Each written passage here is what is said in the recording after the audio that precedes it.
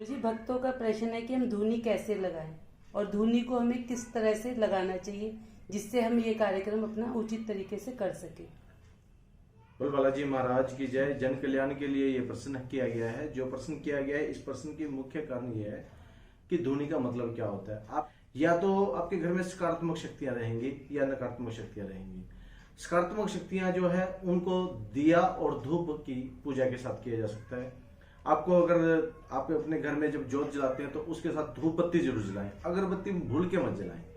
अगरबत्ती नहीं जलानी चाहिए, हमें केवल धूप बत्ती जलानी चाहिए। तुलसीदास जी ने रामचरितमानस में कहा है कि धूप बत्ती और दिया, ये दो चीज जलानी चाहिए, साथ में जल का लोटा रखना चाहिए। लेकिन अब जब हम मेहंदीपुर से वापस आते हैं ना, जब भी आप मेहंदीपुर जाते हैं, मेहंदीपुर बालाजी से जब वापस आते हैं तो सबसे पहले आपको करना क्या होता है, आपको लगानी होती है धूनी। धूनी कैसे लगाते हैं? धूनी के लिए देखिए कुछ है, मैं आप लोगों को बता दूं ताकि आप लोग गलती ना खाएं। इसीलिए ये है पाथी, जैसे आपको दिखाई दे रही होगी, ये है पाथी। पाथी को पाथी होती है जो गाय के गोबर से पाथी जाती है, जैसे आप देख सकते हैं गाय के गोबर से जो पाथी गई है वो पाथी होती है।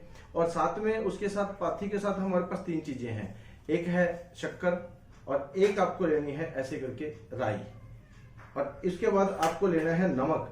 नमक कौन सा लेना है? जो आपके घर में यूज होता है वो वाला नमक लेना है, ये वाला नमक लेना है।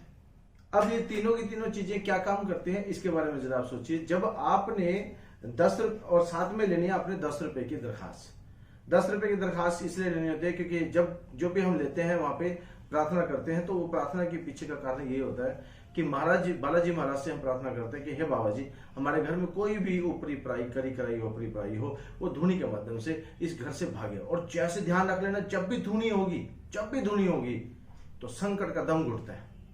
संकट और नकारात्मक शक्तियों का दम घुटता है, इतना दम घुट जाता है कि वो रह नहीं पाता। और लेकिन अगले दिन फिर वो आपके घर में आने लग जाता है। जब वो रोज आएगा और रोज आपको धूनी करेंगे तो 21 दिन तक लगातार धूनी करनी चाहिए आपको। 21 दिन तक सुबह और शाम कैसे करनी चाहिए? जैसे ये आपके सामने है, ये पाथी ली है, पाथी गाय की पाथी की गोबर की है, और इसको आपने इसमें रखा हुआ है। थोड़ा सा ऐसे करके थोड़ी सी आपने लेनी है शक्कर, थोड़ी सी लेनी है आपने राई, और थोड़ा सा लेना है आपने नमक। और जब ये नमक लेना है और साथ में लेना है 10 रुपए। अब बाबा जी से प्रार्थना करनी है कि हे बालाजी महाराज, किसी भी प्रकार की कोई भी करी कराई ऊपरी पराई हो, तो ये हमारे शरीर पर कोई भी चीज हो, तो वो करने वाला जो व्यक्ति है उसके ऊपर ये चीजें वापस जाए, हमारे घर से निकले। तो ऐसा करने के लिए जब हम उनके करते हैं तो ये जो धूनी है, धूनी को आपने क्या करना होता है, इसको जो धूनी के समय पे जो आपने निकाला है अपने ऊपर से 7 बार ऐसे वारे, 6 ऐसे 7 बार घड़ी की तरफ वारना है। और घड़ी की तरफ वारते वक्त आपने एक बात ध्यान रखनी है, बाबा जी का ध्यान करना है कि बाबा जी मेरे घर में कोई भी करी कराई ऊपरी पराई हो उसे घर से बाहर निकालो, और ऐसे करके इसे उस धूनी पे डाल देना है। इस प्रकार से ये धूनी जो है, ये धूनी अब ये जो धूनी बन चुकी है, इस प्रकार से ये आप देख सकते हैं, ये धूनी जो है इस प्रकार से काम करेगी। और ये धूनी को आपने अपने घर के चारों कोनों में करना है। 21 दिन तक लगातार अपने सुबह और शाम अपने चारों कोनों में ये काम करना है। चारों कोनों में लगातार करेंगे, आपके घर में कोई भी संकट होगा तो वो संकट रुकेगा नहीं, घर से बाहर जाएगा। नकारात्मक शक्ति हो, लेकिन गलती क्या करते हैं लोग, यहाँ पर कपूर का यूज कर लेते हैं। गलती क्या करते हैं, यहाँ पे धूनी के ऊपर जैसे अलग अलग डालते हैं, तीनों चीजों को एक साथ मिक्स करके डालना होता है।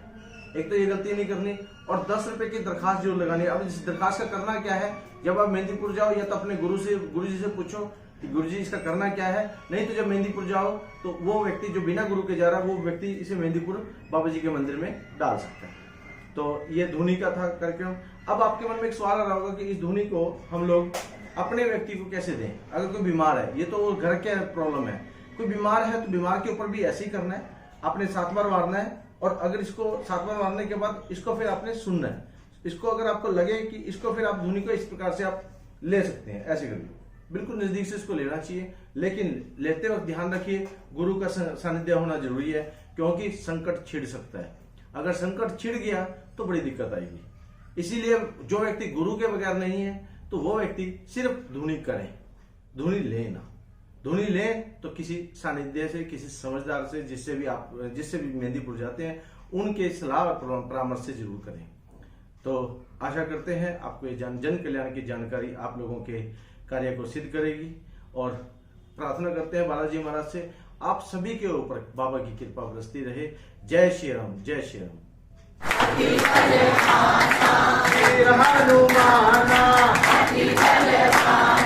राम नाम रसियो रे, प्रभु मन बसियो रे, जो कोई आवे,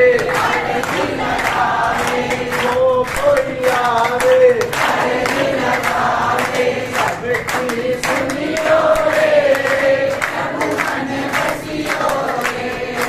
बजरंग बाना, बजरंग बाना, दीन दयाला, संकट हरियो रे, प्रभु मन बसियो रे, वीर हनुमाना, राम नाम आशी इसको हल्का सा गद्दे को उधर कर दे। कहते ना कोई संगी, ना कोई संगी। एक मिनट आंटी, आंटी तेरे बेटा हाथ पीछे जो आंटी को आगे कर दो, वीर हनुमाना, राम नाम रसियो रे। जोर से बोलो सर। अब ध्यान से लगा लेना चाहिए, आपकी आरती लगने जा रही है, अर्जी लगने जा रही है। अब अर्जी आज स्वीकार होगी नहीं, और रात को देखेंगे हम अर्जी लगाने जा रहे हैं सभी की सभी। और अर्जी पता कैसी, इसे बोलते हैं मुंह जुबानी अर्जी, शब्दों की अर्जी। आपके दिल से, मन से, कर्म से, वचन से, वचन ध्यान जो लावे, संकट से मन कर्म वचन ध्यान जो लावे, ना से रोग मिटे सब पीड़ा, ना से रोग मिटे सब पीड़ा, और देवता जितने धरियो। जब आपने कर लिया, बाबा के चरण में अर्जी लगाने जा रहे हो, ये 21 बार लगातार इसी शब्द को बार बार बोलना है। आंख बंद करो सभी के सभी, जिसने अपनी आदमी स्वीकार करानी है। क्या कह रहे? अरे जी हमारी, अरे जी हमारी, अरे जी हमारी, अरे जी हमारी, अरे जी हमारी, अरे जी हमारी, अरे जी हमारी, अरे जी हमारी, अरे जी हमारी, अरे जी हमारी।